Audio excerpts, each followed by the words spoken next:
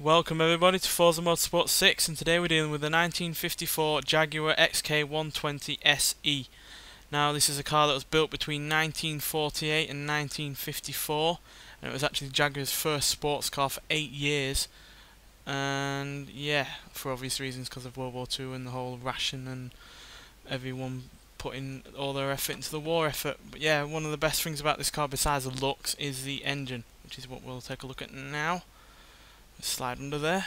So yeah, despite being a 60 odd year old car, it has actually pretty decent power.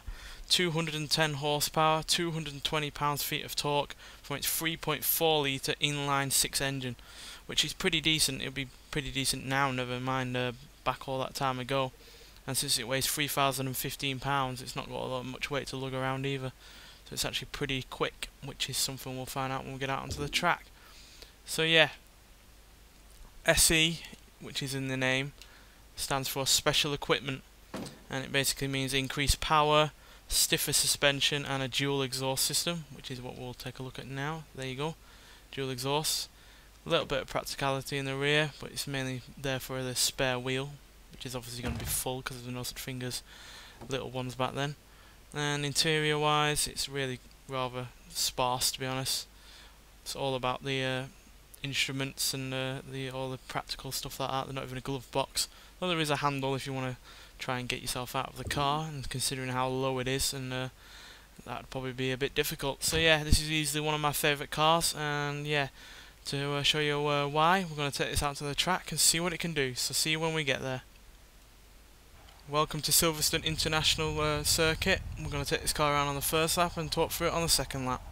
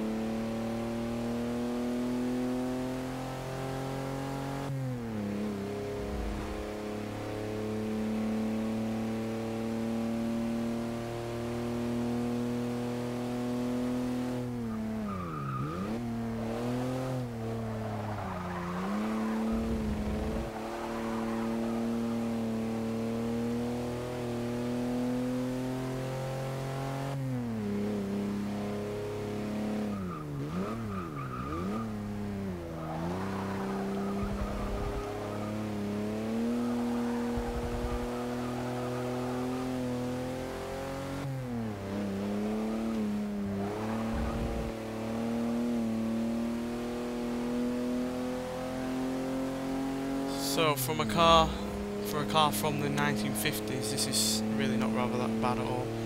But to be honest, it's quite unfair to look at it with modern eyes. But acceleration wise and top speed wise, it's still really rather good, even today, quite frankly. 0 to 60, 6.982 seconds. 0 to 119.3 seconds, and it'll go on to a top speed of 138 miles an hour, which made this the fastest production car in the world at the time, which is something they'd do 40 years later in the XJ220. So Jaguar have kind of a habit of doing that kind of thing, though lately they've kind of not bothered anymore, which is a shame. But yeah, nonetheless, I still love this car. I love the engine. It makes such a good noise, and 210 horsepower and 220 pounds-feet of torque back then was pretty damn good, and even now it still gives you some excitement, some thrills, because it still shifts really rather well and it sounds great.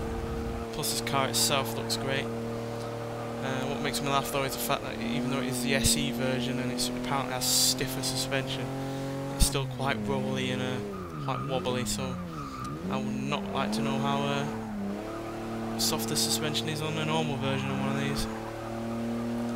must be really roly-poly. Put your hand out on to the tarmac almost, leaning that far over. But yeah, still an enjoyable car nonetheless, and easily one of my favourites just because of the looks, and I like the noise, and it's pretty fun to drive. And it's certainly not a slow car either, despite being how old it is. So yeah, highly recommend trying it out, and I wish they'd put more old Jags like this on, because there are far more than this to try out. And yeah, they do have the D-Type on as well, but that's more of a racing car. I'd like more road cars from Jaguar from this time. More European classics from this time in terms of production cars in general wouldn't go amiss. Anyway, thanks for watching, and I'll see you in the next one.